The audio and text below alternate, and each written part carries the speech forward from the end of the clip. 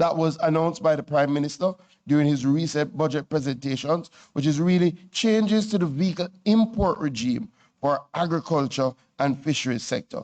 You know, when I became Minister of Agriculture, we had a listening tour where what we did was went around and we had meetings in every parish with all our farmers to ask them what they wanted to see the government do for them. What were some of the challenges? How could we make them more efficient? How could we make them more profitable? And through our stakeholder engagements, a number of our farmers said to us that they face significant issues transporting their perishable produce. They wanted to see an expansion to ensure that they were getting the motor vehicles that they needed to be more profitable and efficient. Most of you may know that our farmers currently enjoy a 20% duty concession, but it was limited to pickup trucks.